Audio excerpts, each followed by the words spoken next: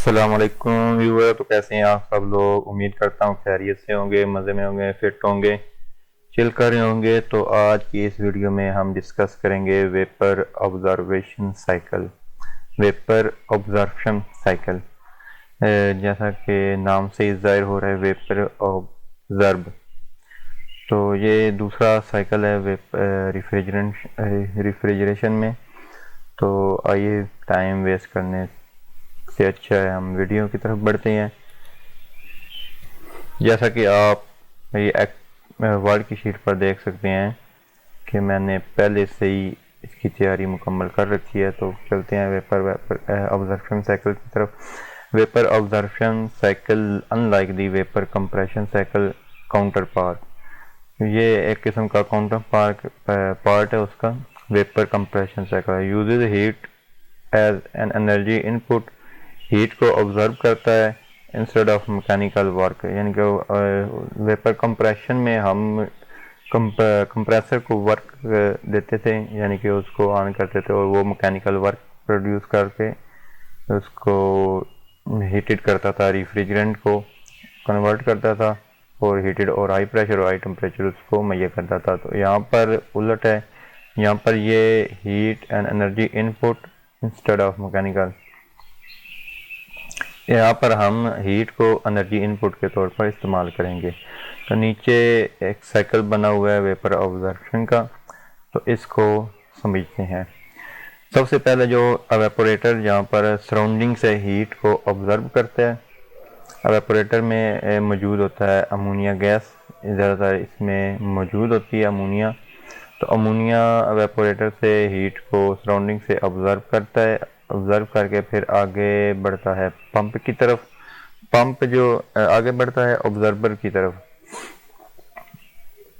Evaporator से आगे observer की तरफ। ऑब्जर्वर में मिक्स होता है अमोनिया प्लस वाटर, इन दोनों का मिक्सचर होता है ऑब्जर्वर में और ये एक सॉल्यूशन बन जाता है। ये सॉल्यूशन आगे चलता है, ये एक थोड़ा वीक भी होता है, यानी कि मुकम्मल तौर पर होमोजीनियसली नहीं होती। आगे पंप होता है, पंप जो होता है वो पंप के ज़रिए ट्रांसफ़र करता है जनरेटर को। जनरेटर में इसको थोड़ी सी हीट, एक्सटर्नल हीट प्रोवाइड की जाती है और एक्सटर्नल हीट की मदद से ये जनरेटर जो इसको स्ट्रॉन्ग बना देता है, एक स्ट्रॉन्ग सॉल्यूशन यानी कि मुकम्मल होमोजीनिटी सॉल्यूशन बना देता है। जो वीक सॉल्यूशन पीछे बच जाता है वो इस प्रेशर रिड्यूसिंग वाल्व के ज़रिए, जो जिसका प्रेशर रिड्यूस होता है, कम होता है अभी, तो वो दोबारा से ऑब्जर्वर में आ जाता है। और जिसका प्रेशर ज़्यादा होता है, हाई प्रेशर होता है, वो आगे ट्रांसफ़र हो जाते हैं कंडेंसर में। जब प्रेशर हाई होगा तो उसकी हीट भी हाई होगी, यानी हाई प्रेशर और हाई हीटेड जो सॉल्यूशन होता है वो कंडेंसर में चला जाता है। कंडेंसर से फिर इसको ठंडा किया जाता है, इसकी हीट को सराउंडिंग में रिलीज़ किया जाता है कंडेंसर से, फिर यानी कि हीट को रिड्यूस किया जाता है। हीट जब रिड्यूस होगी तो प्रेशर तो थोड़ा सा रिड्यूस होगा, लेकिन इसमें ज़्यादा रिड्यूस नहीं होता प्रेशर। तो कंडेंसर से आगे चलते हैं। आगे ये सॉल्यूशन जो जाता है वो एक्सपेंशन वाल्व में जाता है।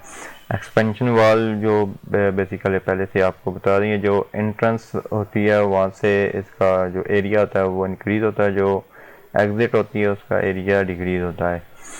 और प्रेशर को रिड्यूस करने के लिए एरिया को डिक्रीज़ करना पड़ता है। जब एंट्रेंस से ये दाखिल होगा तो एग्ज़िट होगा, तो एग्ज़िट से इसका जो प्रेशर होगा वो भी रिड्यूस हो जाएगा, यानी लो प्रेशर, और यहाँ पर आकर इसका लो प्रेशर और लो टेम्परेचर हो जाएगा और लिक्विड फॉर्म, मुकम्मल तौर पर लिक्विड फॉर्म में आ जाएगा दोबारा।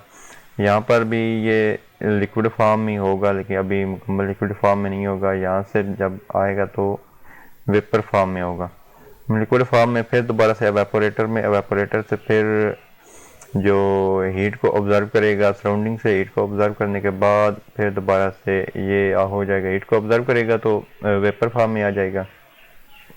वेपर फॉर्म से फिर दोबारा ऑब्जर्वर में, ऑब्जर्वर में इसका सॉल्यूशन तैयार होगा, वाटर के साथ मिक्स होगा, मिक्सचर होगा, और मिक्सर में से फिर दोबारा ये आगे जाएगा पंप में। पंप से आगे ये पंप के ज़रिए जो वेपर्स हो गए, पंप के ज़रिए वेपर्स वेपर्स हो गए पंप के ज़रिए, फिर जनरेटर में एक्सटर्नल हीट प्रोवाइड की जाएगी और इसको स्ट्रॉन्ग बनाया जाएगा सोल्यूशन को, और जो वीक सोल्यूशन होगा वो दोबारा से ऑब्जर्वर में आ जाएगा प्रेशर रिड्यूसिंग वाल के ज़रिए, और ऊपर जो एनालाइज़र होगा वो एनालाइज करेगा कि इसका प्रेशर ज़्यादा है और इसका प्रेशर कम है। तो हीटेड और जो प्रेशर हाई प्रेशर और हाई हीटेड सोल्यूशन है वो दोबारा से कंडेंसर में जाएगा, कंडेंसर से इसका जो हीट है वो रिलीज़ हो जाएगी सराउंडिंग में हीट, फिर आगे प्रेशर अभी होगा। नेक्स्ट फिर एक्सपेंशन वाल से फिर लिक्विड फॉर्म में कन्वर्ट हो जाएगा। तो नेक्स्ट चलते हैं, इसकी थोड़ी सी थ्योरी पर जोर देते हैं। Evaporator similar to the regular refrigerator, the evaporator is where the magic of cooling happens. Evaporator में कूलिंग होती है। Here the refrigerant absorb heat from the surrounding environment, और ये सराउंडिंग से हीट को ऑब्जर्व करता है, काजिंग इट टू एवेपोरेट, और ये एवेपोरेट हो जाता है, यानी कि ऑब्जर्व हीट को सराउंडिंग से ऑब्जर्व करके तो ये स्टेट अपनी कन्वर्ट कर देता है, इसको वेपर में फॉर्म में आ जाता है। Absorber, this is where the key of difference lies, ये एक ऑब्जर्वर है जहाँ पर डिफरेंस होता है वेपर कंप्रेशन साइकिल के दरमियान और वेपर ऑब्जर्वेशन के साइकिल के दरमियान। The refrigerant vapour get absorbed by a solution called absorbent. The refrigerant vapour, जो वेपर्स होते हैं refrigerant absorb by a solution, जो सोल्यूशन होता है उसमें, उसको हम ऑब्जर्वेंट कहते हैं। पंप जो है, पंप का पर्पज़ क्या है? The purpose of the pump is to circulate the absorbent solution. Pump का ये इसमें काम है कि ये जो ऑब्जर्वेंट होता है उसको सर्कुलेट करता है पूरे सिस्टम में। Generator is heat is applied to the absorbent refrigerant mixture, जो मिक्सचर होता है वाटर अमोनिया का in the generator. This heat drives out the refrigerant from the solution, और ये heat को drive out करती है refrigerant from the solution को, leaving behind concentrated absorbent. Condenser क्या होता है? कंडेंसर जो उसकी हीट को रिड्यूस करता है, हीट को रिलीज करता है सराउंडिंग में, कंडेंस करता है सॉल्यूशन को, उसको लिक्विड फॉर्म में लाता है। एक्सपेंशन क्या? एक्सपेंशन उसका जो प्रेशर रिलीज करता है, प्रेशर को रिड्यूस करता है। कंडेंसर हीट को रिड्यूस करता है, एक्सपेंशन वाल्व जो है वो प्रेशर को रिड्यूस करता है। कंडेंसर से ही आगे लिक्विड फॉर्म में आ जाता है और एक्सपेंशन से उसका जो प्रेशर और रिड्यूस हो जाता है। साइकिल कहाँ से स्टार्ट होता है? साइकिल एवेपोरेशन, जो एवेपोरेटर है वहाँ से स्टार्ट होता है। एवेपोरेटर जो सराउंडिंग से हीट को ऑब्जर्व करता है, फिर आगे जाता है ऑब्जर्वेशन में जहाँ पर उसका जो स्ट्रॉन्ग सॉल्यूशन तैयार होता है, फिर जाता है पंपिंग में, पंप जो है वो उसको सर्कुलेट करता है आगे जनरेटर में। रीजनरेशन, हीट जनरेटर को थोड़ी सी हीट प्रोवाइड की जाती है और वो उसको स्ट्रॉन्ग बनाता है। उसके ऊपर एक एनालाइज़र लगा जाता है जो एनालाइज करता है कौन स्ट्रॉन्ग सॉल्यूशन और वीक सॉल्यूशन को दोबारा प्रेशर रिड्यूसिंग वाल के ज़रिए दोबारा ऑब्जर्वर में भेजा जाता है और स्ट्रॉन्ग सॉल्यूशन को आगे भेजा जाता है।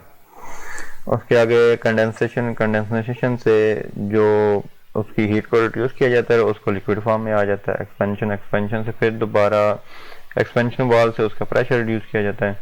एप्लीकेशन कहाँ है? जो इलेक्ट्रिसिटी इज अनरिलायबल और एक्सपेंसिव, जो इलेक्ट्रिसिटी है वो बहुत ही ज़्यादा एक्सपेंसिव होती है, इस वजह से इसको रन करने के लिए हीट यूज़ की जाती है जनरेटर में, क्योंकि सारा दिन चलना होता है। Good option location areas where frequent power outages, वहाँ पर ये फ़ायदा मंद है जहाँ पर इलेक्ट्रिसिटी की शॉर्टेज है। Waste heat is available, they can utilise, जो हीट हमारी वेस्ट होती है उसको हम यूटिलाइज कर सकते हैं। जैसे हीट किसी भी जहाँ पर हीट चिमनी हो या वहाँ पर लगा दें एवेपोरेटर, तो वहाँ से वो अपना ऑब्जर्व करेगी हीट, उसका सराउंडिंग वो बन जाएगा। उसके अलावा और जहाँ पर हीट ज़्यादा हो रही है, noise reduction is a concern, इससे नॉइज़ की रिडक्शन भी होती है। एयर कंडीशन बिल्डिंग, जहाँ पर एयर कंडीशनिंग की ज़रूरत हो specially where waste heat is available, जहाँ पर वेस्ट हीट हो रही हो और बिल्डिंग में ये सिस्टम कामयाब है। Refrigeration is RV and compare power to prop and gas, making them suitable of the out-grid uses. District cooling system absorbent chiller can be used in centralized cooling plant to provide chilled water. ये chill water भी जो इस्तेमाल होता है जहाँ पर आगे building के लिए for air conditioning in building. Next चलते हैं। नेक्स्ट में आ जाता है जी दोनों जो सिस्टम है उसमें कंपैरिजन करते हैं जी। उसमें कंपैरिजन क्या है, जो ये वाला वेपर ऑब्जर्प्शन साइकिल है वो एवेपोरेटर से स्टार्ट होता है और जो वेपर कंप्रेशन साइकिल है वो कंप्रेसर से स्टार्ट होता है। कंप्रेसर और एवेपोरेटर, तो एवेपोरेटर से ये सराउंडिंग से हीट को ऑब्जर्व करता है और इसकी स्टेट चेंज हो जाती है, जबकि यहाँ पर जो ये बिजली सोर्स यूज़ करके कंप्रेसर जो कंप्रेसर कंप्रेस करता है रेफ्रिजरेंट को और आगे ट्रांसफ़र करता है वेपोरेटर को। तो यहाँ से वेपोरेटर हीट को ऑब्जर्व करके अपनी स्टेट चेंज करके वेपर फॉर्म में आ जाता है और ऑब्जर्वर में जाता है जहाँ पर इसका सोल्यूशन तैयार होता है। और यहाँ पर वेपोरेटर से ये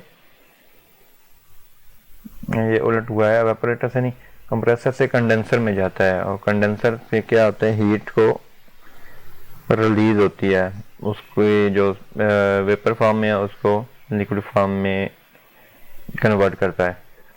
नेक्स्ट चलते हैं जी ऊपर जो ऑब्जर्वर से यहाँ से पंप सर्कुलेट करता है और जनरेटर में भेजता है। जनरेटर को थोड़ी सी एक्सटर्नल हीट दी जाती है, प्रोवाइड की जाती है और इसका स्ट्रॉन्ग सोल्यूशन तैयार किया जाता है और वीक ऊपर एनालाइजर लगा होता है। एनालाइजर जो एनालाइज करता है वीक सोल्यूशन और स्ट्रॉन्ग सोल्यूशन को। वीक सोल्यूशन को दोबारा से प्रेशर रिड्यूसिंग वाल्व के ज़रिए से ऑब्जर्वर में भेज देता है और स्ट्रॉन्ग सोल्यूशन को आगे गुजरने देता है। स्ट्रॉन्ग सोल्यूशन जो वेपर फॉर्म में होता है आगे कंडेंसर में जाता है। कंडेंसर से इसका जो हीट रिड्यूस होती है और इसका लिक्विड फॉर्म में आ जाता है। लिक्विड फॉर्म वाली जो प्रेशर फिर आगे जाता है, प्रेशर इंक्रीज ही होता है, आगे एक्सपेंशन वाल्व में जाता है। एक्सपेंशन वाल्व से हीट भी प्रेशर रिड्यूस भी हो जाता है और प्रेशर और हीट रिड्यूस जो ऑब्जर्वेंट है वो दोबारा से एवेपोरेटर में चले जाते हैं और यहाँ से दोबारा से साइकिल फिर स्टार्ट हो जाता है। यहाँ से जो कंडेंसर से लिक्विड फॉर्म में कन्वर्ट होता है और हाई प्रेशर अभी होता है, एक्सपेंशन वाल्व से गुजरता है और प्रेशर रिड्यूस कर देता है और लिक्विड फॉर्म में एवेपोरेटर में चला जाता है। एवेपोरेटर से फिर दोबारा हीट इन होती है सराउंडिंग से और दोबारा से वेपर में आकर दोबारा से कंप्रेसर में, और ये यूं ही दोबारा प्रेशर रिड्यूस और इंक्रीज होते रहते हैं और ये दोनों साइकिल काम चलते रहते हैं। तो उम्मीद करता हूँ आपको ये वीडियो पसंद आई होगी। लाइक कीजिए, शेयर कीजिए और सब्सक्राइब कीजिए। तो मिलते हैं नेक्स्ट वीडियो में। नेक्स्ट वीडियो में एक और तीसरा साइकिल रेफ्रिजरेशन का हम डिस्कस करेंगे। तो उम्मीद करता हूँ ये वीडियो आपकी अच्छी लगी होगी।